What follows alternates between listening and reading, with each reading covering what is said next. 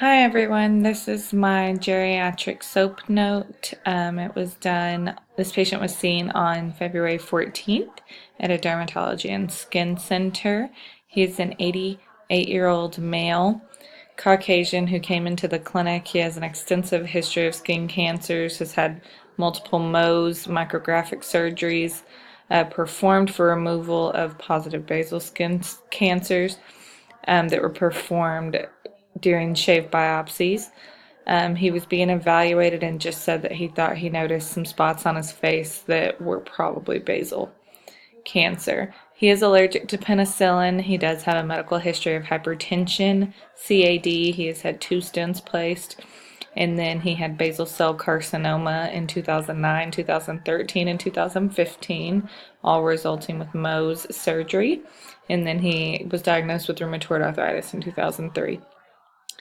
Um, he is on lisinopril 20 milligrams PO daily for hypertension, as well as metoprolol 25 milligrams PO BID for hypertension, and then methotrexate 12.5 weekly for his RA.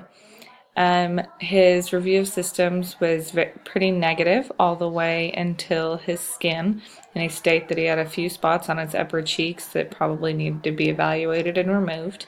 He states that he had new moles that had come up within the past month to 3 months for some of them, and they looked similar to basal cell lesions that he had been educated about before. He is 210 pounds, 74 inches tall. BMI was 26. No temperature. Blood pressure was 141 over 87. Pulse was 82. His exam was generally negative as well, except for his skin. There were 5 skin-colored, pearly translucent papules located to his face. 3 papules were located to the patient's left upper cheek area, and 1 to the right jawline. The one to the lateral left forehead area around here. There were multiple seborrheic keratosis, one-toned brown colored papules that are more dry noted to his back and arm regions that are benign growths, and then 2 scaled actinic keratosis noted to his right arm. So he was diagnosed with basal cell carcinoma once we performed his biopsies and got his pathology back. And then we diagnosed him immediately with the seborrheic keratosis and the actinic keratosis. Differentials for him would have been melanoma, of course, squamous cell carcinomas, dysplastic nevi, and then basal cell nevus syndrome. So pathology, obviously, for basal cell it is a skin cancer. It is probably, like my preceptor says, if you're going to get a skin cancer, it's the one you want to get. It's the least aggressive compared to melanoma and squamous cell. It does not go within the body. Obviously, exposure to UV radiation, sun exposure, tanning beds, and other harmful radiation exposures have been linked to basal cell carcinoma, and then any type of long-term immunosuppressive therapy, mostly seen in our older men generation, around the face and ears, especially if they've worked outside from not wearing sunscreen or protection. And then seen in many women, even younger women, for sunbathing, tanning beds, and those types of things. And then some people just do have a genetic predisposition. Seborrheic keratosis are benign growths seen at the skin's surface, mostly in older adults. They can be in sun-exposed and non-sun-exposed areas. And then actinic keratosis are the most common precancerous lesions. They're usually found in light-skinned or Caucasian adults.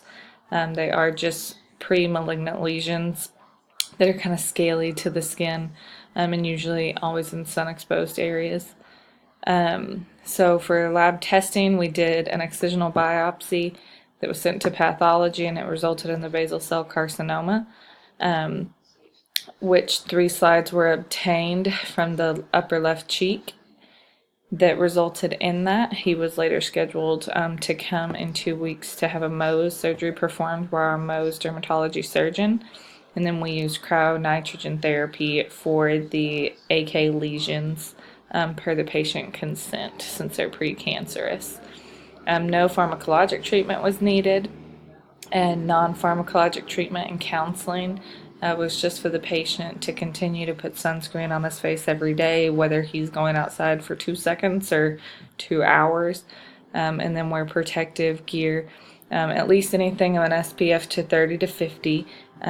Anything over 50 has kind of been disproven to work any better than SPF of 50, according to dermatology references.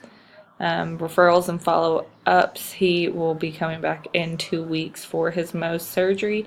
Then we'll follow up within 3 months. He will follow up twice every 3 months, and then from there every 6 months twice, and then every year. And then he has agreed to the plan. And that is it. Here are my references, and thanks, guys.